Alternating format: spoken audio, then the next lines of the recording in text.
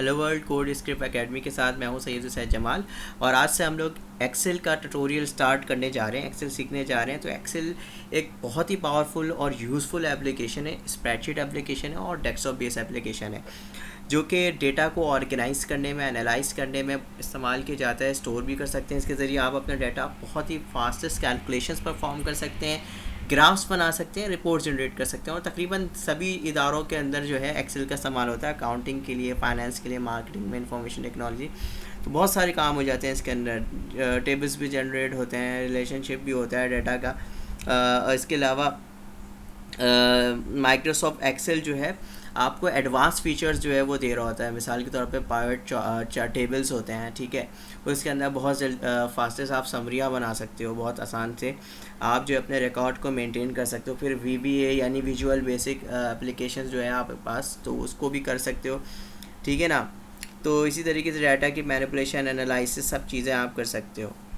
तो स्टार्ट करते हैं माइक्रोसॉफ्ट एक्सेल से।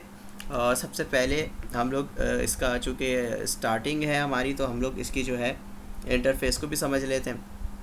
तो वैसे तो मैंने ऑलरेडी आपको आपके आसानी के लिए मैंने वर्ड पे भी आपको समझाया हुआ है कि इंटरफेस कैसा होता है वर्ड का। इसी तरीके से जिस तरह से वर्ड का इंटरफेस होता है, सिमिलरली एक्सेल का भी एक इंटरफेस है, पावर पॉइंट का भी एक इंटरफेस है, ब्लैंक डॉक्यूमेंट।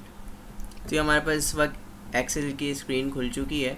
और जैसा कि मैंने आपको बताया कि वर्ड की तरह इसका भी इंटरफेस होता है। ये भी फ्रंट स्टेज व्यू है, इसका भी बैक स्टेज व्यू है, जैसे उसमें था।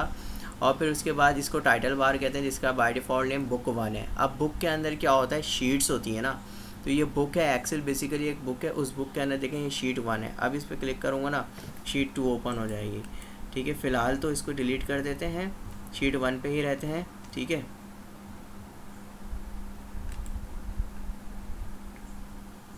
डिलीट कर देते हैं इसको,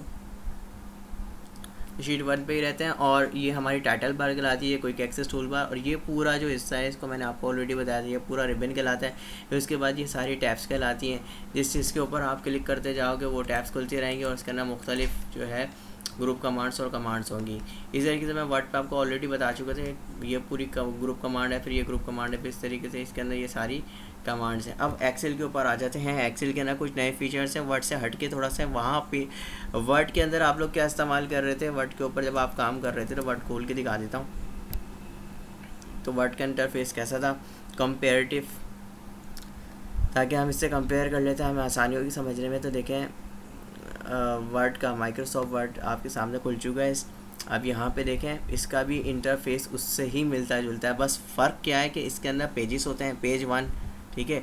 और फिर उसके अंदर मार्जिन होती है, फिर उसके बाद ये देखें हॉरिजॉन्टल मार्जिन है और ये वर्टिकल मार्जिन है, ठीक है। इसमें पेजेस होते हैं, ठीक है। और इसमें डॉक्यूमेंट्स बनते हैं। जबकि हमारे पास यहाँ पे एक्सेल में बुक बनती है, बुक के अंदर शीट्स होती हैं, पेजेस नहीं होते, ठीक है। अब ये जो 1 2 3 4 5 6 7 8 9 10 है ना, ये सारी ये कहलाती हैं रॉस। क्या कहलाती हैं, रॉस। ये सारी हैं रॉस। इसी तरीके से ये जो ABCDEFG है ना, ये सारे कहलाते हैं कॉलम्स। ये column A, column B, column C।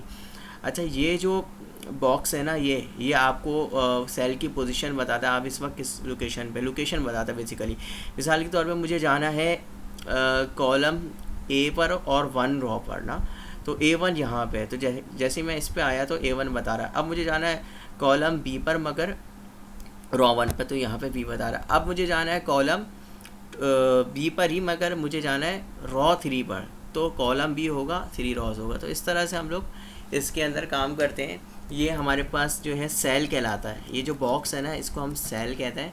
Cell क्या होता है, intersection of Ross and columns होता है। देखिए ये इंटरसेक्ट हो रहा है रॉस और कॉलम्स, तो ये सेल कहलाता है। हर सेल की विड्थ होती है, कॉलम की जो है विड्थ होती है, हाइट होती है और विड्थ होती है। देखें ये इसकी जो है ना, रॉ की हाइट भी है, बाय डिफ़ॉल्ट 15 है, ठीक है। इसी तरीके से इसकी जो है बाय डिफ़ॉल्ट 8.43 इसकी विड्थ है, ठीक है। तो विड्थ होगी और हाइट होगी, ठीक है। इसी तरीके से आपने जब देखा था MS ऑफिस के अंदर, देखिए ये वाले फीचर्स तो वही हैं जिसके ऊपर फ़ॉन्ट पे काम हो रहा था, फॉर्मेटिंग में थीम फ़ॉन्ट, इस पर हम ज़्यादा टाइम नहीं लगाएंगे। और ये पैराग्राफ के अलाइनमेंट वगैरह हो रही थी। एक चीज़ इसके अंदर थोड़ी सी न्यू है, वो क्या है कि मिसाल के तौर पर हमें ये 2 सेलों को मिलाना हो। मैं चाहता हूँ यहाँ पर लिखता हूँ टेस्ट, वो शायद लिखता हूँ, यहाँ पर लिखता हूँ मैं जमाल, ठीक है, और यहाँ पे मैं लिखता हूँ कमाल, ठीक है। अब मुझे इनको एक सेल बनाना है, मर्ज करना है, तो क्या करूँगा, तो यहाँ से ये मर्ज हो जाएगा, ये एक सेल बन गया पूरा, ठीक है। इसको हम यहाँ से बॉर्डर दे सकते हैं, थिक बॉर्डर देंगे तो डार्क नज़र आएगा, और नॉर्मल अगर नॉर्मल बॉर्डर देंगे, ठीक है, तो ऑल बॉर्डर तो थोड़ा सा ऐसा आएगा। तो इसमें हर तरह से हम कर सकते हैं, और आप चाहते हैं तो लेफ़्ट और द राइट बॉर्डर से इस तरह से आप उसको चेंजेस इसके अंदर लेकर आ सकते हैं। पहला हमें ये समझ रहे थे इंटरफेस इसका, ठीक है। अब इसके अंदर जिस तरह से वर्ड पे कंडीशनल फॉर्मेटिंग वगैरह होती है, सारी चीज़ें होती हैं, इसके अंदर भी होती हैं। इसके अंदर एक चीज़ ये होती है कि यहाँ पे ऑटो सम हो जाता है, ऑटो एवरेज निकल जाती है, काउंट कर सकते हैं आप मैक्सिमम नंबर कौन सा है, मिनिमम वैल्यूज़ कौन सी है। तो मुख्तलिफ फंक्शंस एंड फीचर्स यहाँ पर हैं। अगर आप इंसर्ट पे जाएंगे तो वहाँ वर्ड पे भी आप लोग टेबल्स बना रहे होते हैं, मगर यहाँ पे भी टेबल बना रहे होते हैं, वहाँ पे भी ग्राफ्स बना रहे होते हैं, यहाँ पे भी ग्राफ्स बना रहे होते हैं, सारी चीज़ें तकरीबन सेम है। कुछ चीज़ों का इजाफा है, जैसे कि पीरियोडिक टेबल का, पाइवट चार्ट्स का, रिकमेंडेड पाइवट चार्ट्स का, टेबल्स का, ठीक है। इसी तरीके से अब यहाँ पे आप आ जाएँ, ये तमाम चीज़ें तकरीबन वही चीज़ें हैं जो वर्ड में थी, मगर कुछ चीज़ों का इजाफा है, जैसे कि मैंने बोला ना, फाइनेंशियल अकाउंटिंग के लिए, मुख्तलिफ़ चीज़ों के लिए जो है, कैलकुलेशंस के लिए ये इस्तेमाल किया जाता है एक्सेल। तो यहाँ पे बहुत सारे जो है ना फंक्शंस और फार्मूलाज मौजूद हैं, जिसकी मदद से आप लोग जो है फास्टेस्ट कैलकुलेशन परफॉर्म कर सकते हो।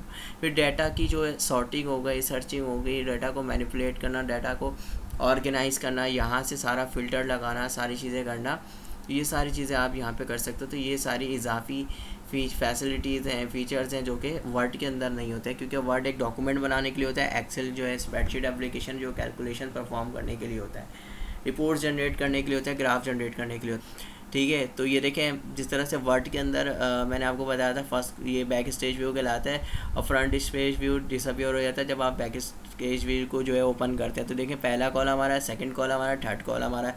पहले ये नहीं आ रहे थे, इसकी जगह दूसरे आ रहे थे। मैंने कहा ना कि जब आप काम कर लेते हैं ना वर्ड की फ़ाइल पे, एक्सेल की फ़ाइल पे, तो फिर ये प्रॉपर्टीज़ बताना शुरू करता है।